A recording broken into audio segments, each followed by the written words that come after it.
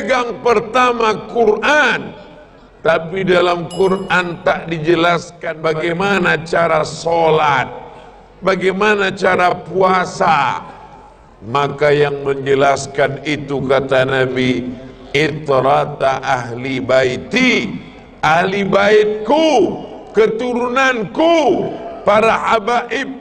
Ada fikih puasa, ada fikih jenazah, tapi juga dalam Islam ada fikih siasah, ada politik. Mereka mengajarkan kita. Keturunan Nabi ini kita sebut dalam sholat kita. Betul Pak?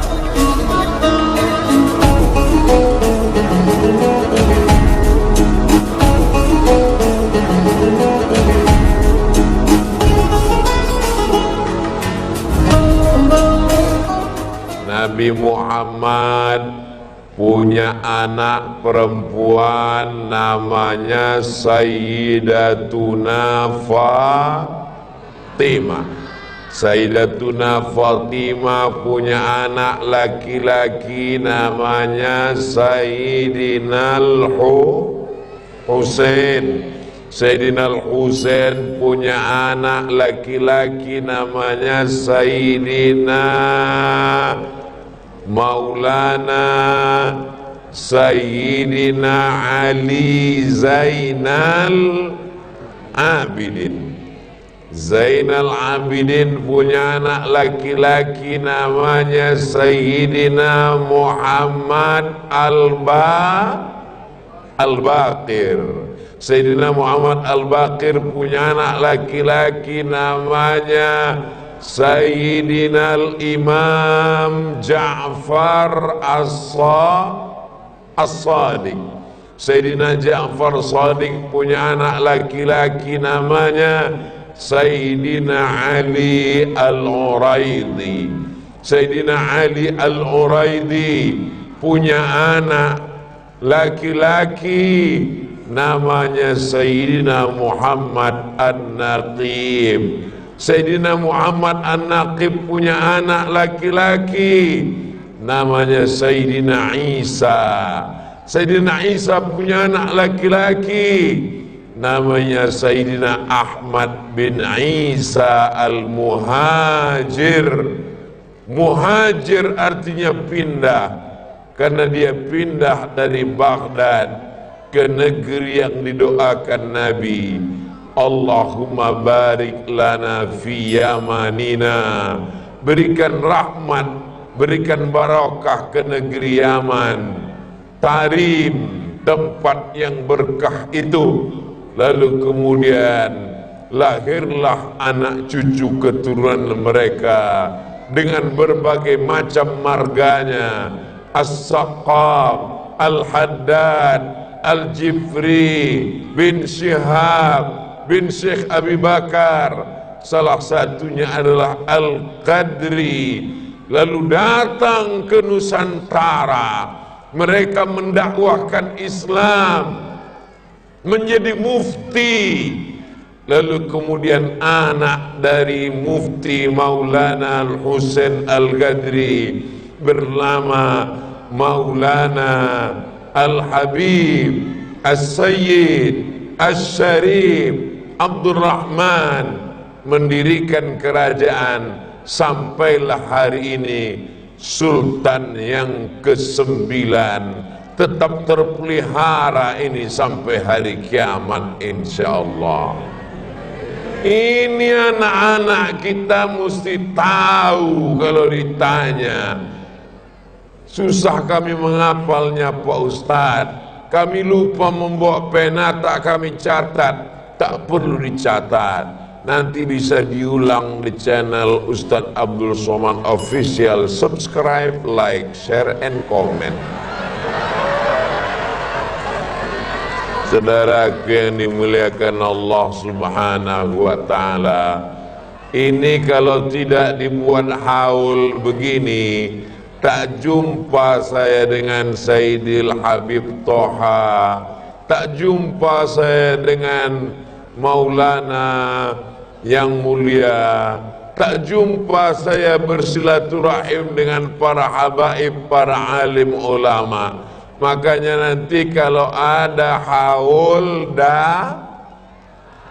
datang, Maulid Nabi datang, Isra Mi'raj datang, Nuzul Quran datang, halal bihalal datang. Kalau ada yang membid'ahkannya, datang aja. Kalau kita capek, yang membid'ahkan itu menang. Tapi kalau kita datang terus, bid'ah datang, bid'ah datang, bid'ah datang, lama-lama capek dia. Bid'ah, bid'ah, bid'ah.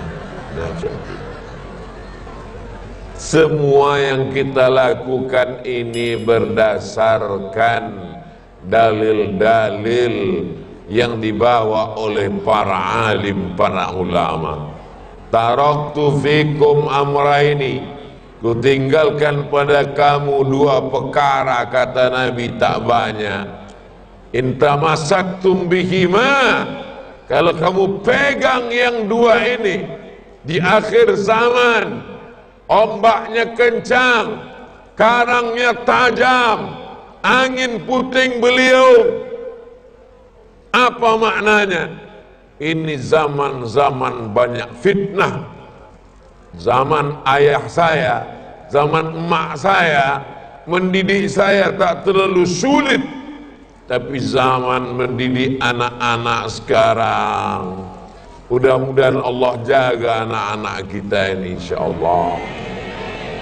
Anak-anak berdiri di samping Istana Kesultanan Al-Gadriyah, meneriakkan Ustaz Somad, Ustaz Somad. Anak kecil tak punya handphone, dari mana dia tahu Ustaz Somad? Itu menunjukkan emaknya, ayahnya selalu menonton. Mudah-mudahan paketnya bertambah terus. Ini jamaah yang datang malam ini sudah selalu menyaksikan Ustaz Somad. Betul? Malam ini mereka cuma mau meyakinkan apa masih hidup Ustaz itu. Mereka cuma mau menengok di alam nyata, apa masih ada Ustaz itu di atas dunia ini. Setelah mereka lihat ternyata lebih putih dari yang di TV. Kenapa? Karena lampunya terang. Saudaraku yang dimuliakan Allah, yang malam ini hadir bersusah payah, macet, tak bisa melalui jalan darat, menyeberang sungai mereka datang kemari. Saya pun datang kemari tak naik mobil, pakai sepeda motor. Kalau tidak mungkin tak sampai kemari. Penuh jalanan. Mudah-mudahan semua yang hadir, yang bersusah payah hingga terwujudnya haul ini, diberikan Allah umur panjang. Yang belum berjodoh dijumpakan Allah jodohnya. Yang dililit hutang dilepaskan Allah hutangnya. Makin kuat. Saudara yang dimuliakan Allah Subhanahu wa ta'ala, Nabi lewat di suatu makam, diambil Nabi pelepah kurma, fasyaqqahu nisfain, dibelahnya kurma itu menjadi dua. Pelepah kurma itu ditusukkannya ke satu kuburan, ditusukkannya di satu lagi. Sahabat bertanya, lima fa'alta hadza ya Rasulullah, untuk apa kau lakukan ini wahai Rasulullah? Kenapa kau belah pelepah kurma ini ya Rasulullah?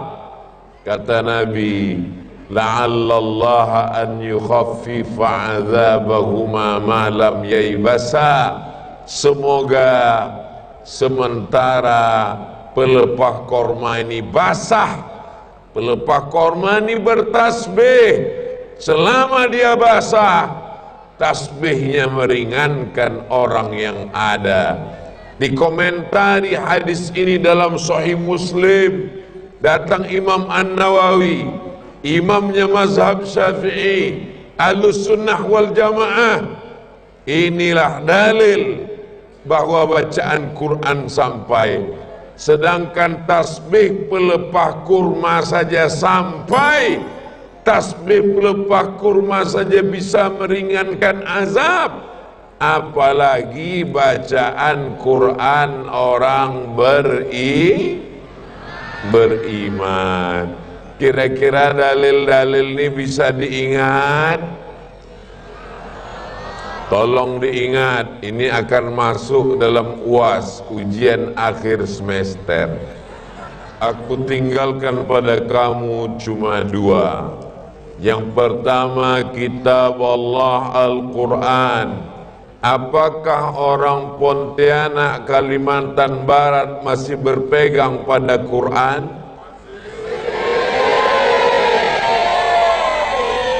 Serius? Saya yakin dan percaya itu. Kenapa? Karena saya dan Ustadz Luqmanul Hakim pagi tadi menyaksikan 3 bulan sekali anak-anak di Pontianak hafal Quran 30 orang. Allahu Akbar. Yang sudah hafal 1.500, target ke depan 5.000 orang Pontianak, Kalimantan Barat menjadi para penghafal Quran. Satu lagi tempat berpegang, siapa dia? Wa itrata ahli baiti, berpegang pertama Quran, tapi dalam Quran tak dijelaskan bagaimana cara pakai sorban, bagaimana cara sholat, bagaimana cara puasa. Maka yang menjelaskan itu kata Nabi, itrata ahli baiti, ahli baitku, keturunanku, para habaib. Apakah di Pontianak ada habaib? Mereka datang kemari tidak hanya sekedar mengajarkan asyhadu an la ilaha illallah wa asyhadu anna Muhammadan, tapi mereka membangun peradaban Islam. Sultan yang ke-9, istananya tegak berdiri.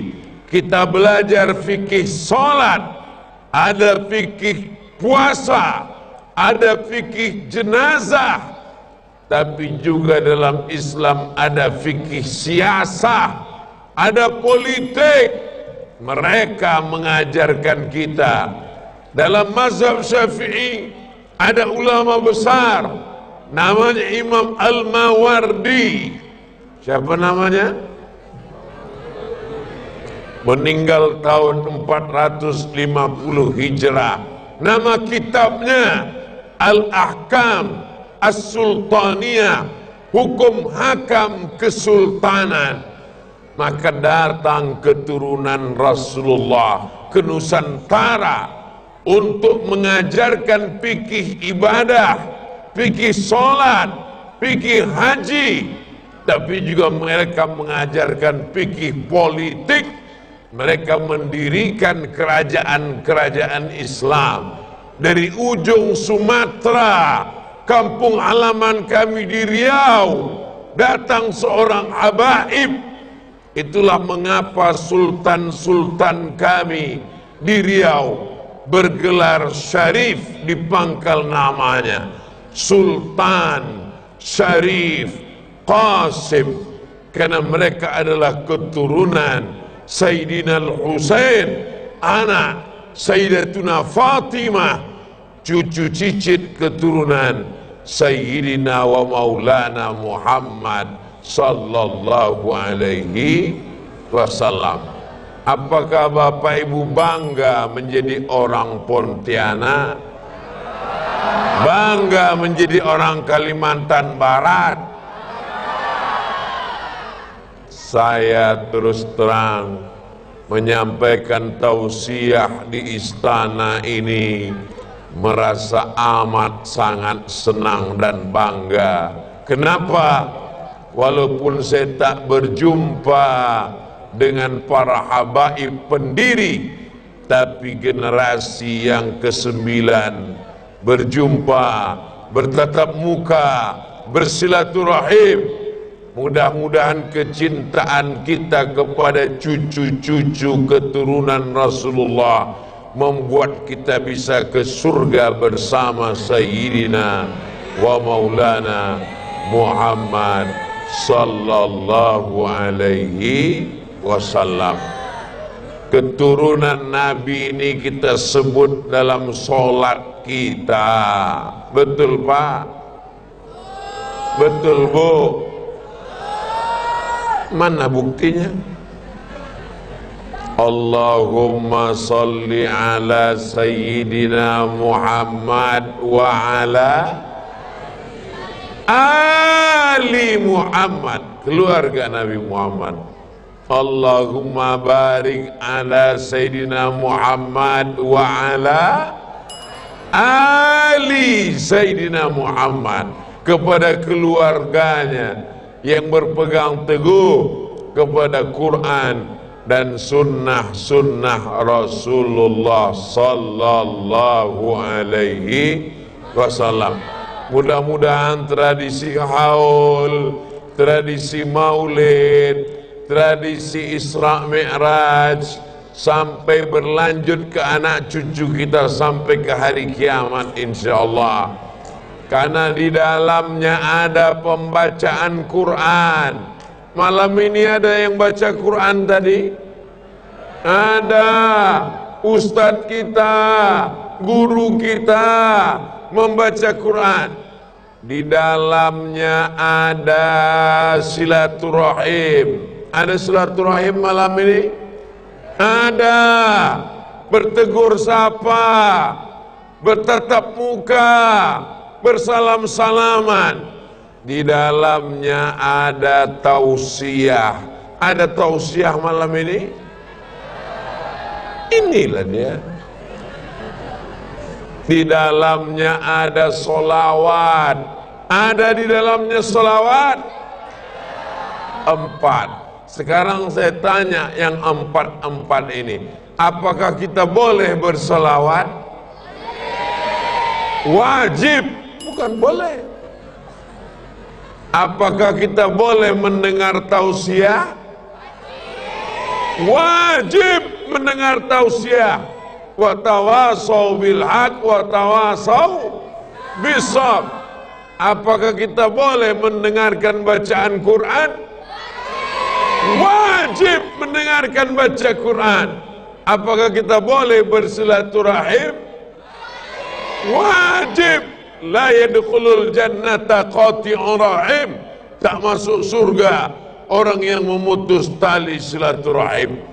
Kalau 4-4-nya wajib, nyambung silaturahim wajib, baca Quran wajib, mendengar tausiah wajib, mendengarkan baca Quran wajib, mendengarkan tausiah wajib.